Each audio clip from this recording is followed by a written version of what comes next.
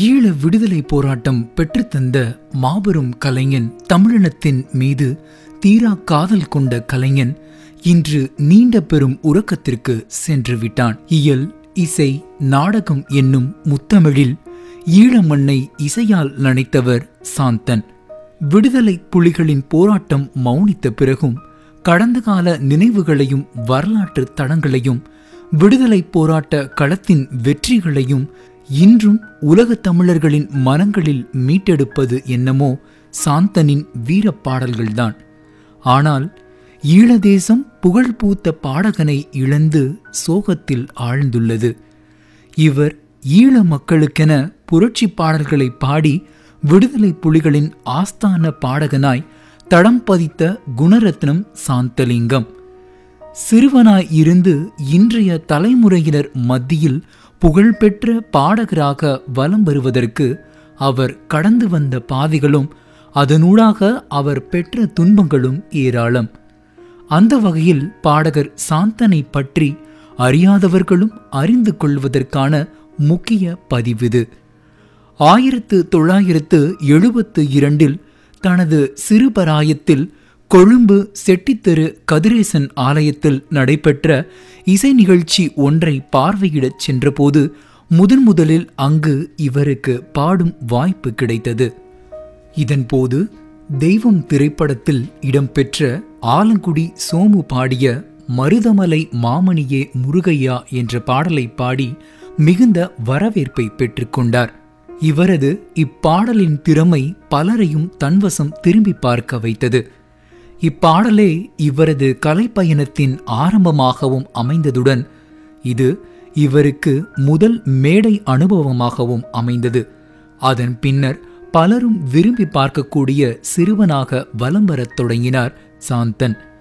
இதன் பின்னர் இவர் வீதிகளில் நடந்து செல்லும் போதெல்லாம் பலரும் இவரை அழைத்து, தம்பி, அந்த மருதமலை பாடலை பாடு என தொடர்ந்தும் வற்புறுத்த ஆரம்பித்தார்கள். பின்னாளில் இவரது திறமையை அறிந்த கத்தார் வீடு ஜேசுரட்னம் என்பவர் இவரை இலங்கை ஒலிபரப்பு கூட்டுத்தாபனத்திற்கு அழைத்துச் சென்று சிறுவர் மலரில் முதலாக பாட வைத்தார். அதன் பின்னர் ஒரு இசைக்கலைஞனாக வளர வேண்டும் என்ற ஆர்வத்தினை தன்னுள் வளர்த்து கொண்ட அவர் வானொலி நிகழ்ச்சியிலும் நாடகத்திலும் பங்கேற்க ஆரம்பித்தார்.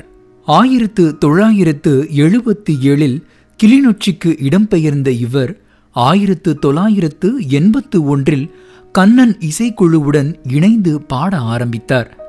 அந்த இசைக்குழு 1982 கலைக்கப்பட்டதன் பின் தனது பெயரிலேயே சாந்தன் இசைக்குழு என்ற பெயரில் இசைக்குழுவை ஆரம்பித்து அதன் மூலம் மக்கள் மத்தியில் நீங்கா இடம் பிடித்தார்.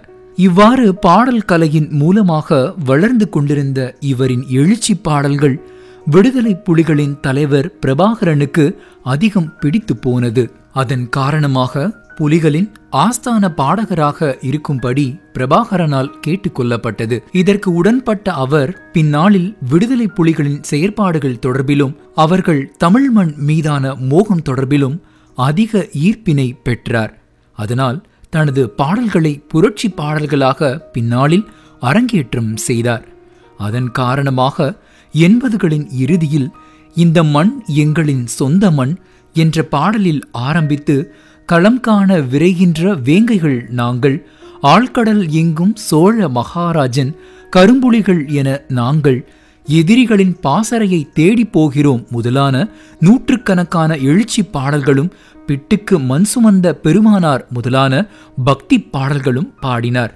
இவரின் புரட்சிகரமான பாடல்கள் இன்றும் காலத்தால் அழியாதவை.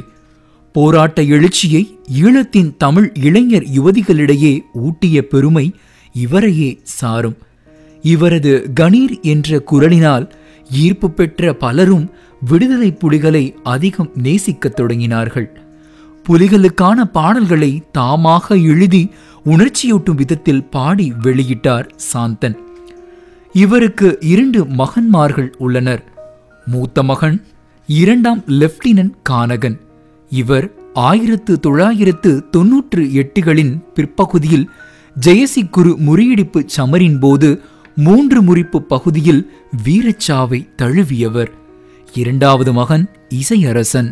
அண்மை காலமாக சிறுநீரக பாதிப்பினால் யாழ் போதனா வைத்தியசாலையில் அனுமதிக்கப்பட்டிருந்தார். பல்வேறு தரப்புகளாலும் இவரின் உயிர்காக்கும் போராட்டமாக பணம் சேகரிக்கும் திட்டம் ஆரம்பமானது. எமது லங்காஸ்ரீ நிறுவனமும் இவரது வைத்திய தேவைக்கான பணத்தினை புலம்பெயர் தமிழர் மூலம் வழங்கி உதவி செய்திருந்தது. அதற்கு தனக்கு உதவிய அனைத்து உள்ளங்களுக்கும் தனது நன்றிகளையும் இவர் அண்மையில் வெளியிட்டிருந்தார். இனிய உறவுகளுக்கு என் அன்பான முதல் வணக்கம். நான் முன்பு 15 வருடங்களுக்கு முன்பு உங்களை நான் வீடியோ மூலமாக அல்ல நேரடியாக சந்தித்திருக்கிறேன். தற்பொழுது இந்த 10 வருட இடைவெளிக்கு பின்பு உங்களோடு பேசுவதற்கு ஒரு சந்தர்ப்பம் கிடைத்திருக்கிறது. எங்களுடைய தலைவிதியோ தெரியவில்லை. நாங்கள் நின்ற இடத்தை விட்டு வேறு பாதை வந்து இன்றைக்கு ஒரு நோயாளியாக வர வேண்டிய நிலைமை ஏற்பட்டது. ஒரு நோய் ஒன்று என்னை உங்களுக்கு நன்றாக தெரியும். அது சூழ்ந்து கொண்டது. அதற்காக நீங்கள் அனைவரும் முன்னின்று என்னுடைய உயிர் காப்பதற்காக நீங்கள் அனைவரும் சகல உதவியும் செய்திருக்கிறீர்கள். குறிப்பிட்டு யாரையும் என்னால் பேர் சொல்ல முடியாது. நீதி கூடவும் குறையவும் என்று அவர்களுடைய உள்ளத்தை திறந்து அள்ளி தந்திருக்கிறீர்கள். என்னுடைய சிறுநீரகம் மாற்றுவதற்கு நீங்கள் தந்த காசு என்னுடைய சிறுநீரகம் மாற்றுவதற்கு ஆக நான் செலவழிக்க காத்திருக்கிறேன். சிறுநீரகம் மாற்றுவதற்கு தயார்படுத்தி கொண்டிருக்கின்றேன். அந்த காசு எனக்கு காணுமோ காணாதோ எனக்கு அது தெரியாது. இப்போ 30-35 லட்சத்தை அடைந்திருக்கும். அந்த காசு வந்திருக்கும். இன்னும் கூட செலவு கேட்கிறார்களோ எனக்கு அது தெரியாது. நான் செல்ல போகிறேன் அது மாற்றுவதற்கு. நீங்கள் செய்த உதவியை நான் என்றுமே மறக்க முடியாது. இதேவேளை சிகிச்சைக்காக வைத்தியசாலையில் அனுமதிக்கப்பட்டிருந்த இவர் அதிதீவிர சிகிச்சை பிரிவில் 9ஆம் இலக்க வார்டில் சிகிச்சை பெற்று வந்தார். இந்நிலையில் இன்றைய தினம் பிற்பகல் 2:10க்கு இவர் மரணித்து விட்டதாக யாழ் போதனா வைத்தியசாலை உத்தியோகபூர்வ தகவலை வெளியிட்டிருந்தது. மகத்தான கலைஞனாக இலங்கை வரலாற்றில் தடம் பதித்து தமிழ் ஈழ கவிஞனாக தன்னை அடையாளம் காட்டி இன்று உலகுக்கு விடை கொடுத்த கலைஞன் சாந்தனுக்கு எமது லங்காஸ்ரீ நிறுவனம் சார்பில் ஆழ்ந்த அனுதாபங்களை தெரிவித்துக் கொள்கிறோம். மனிதன் என்பவன் வாழ பிறந்தவன் அல்ல, தன் வாழ்வையே வரலாறுகளாக்க பிறந்தவன். ஆனாலும் சாதிப்பவர்கள் அனைவரும் மக்களிடத்தில் அதிகம் பேசப்படுவது இல்லை. அதனையும் மீறி சாதித்தவர்கள்தான் இன்று இறந்தும் வாழ்ந்து கொண்டிருக்கிறார்கள்.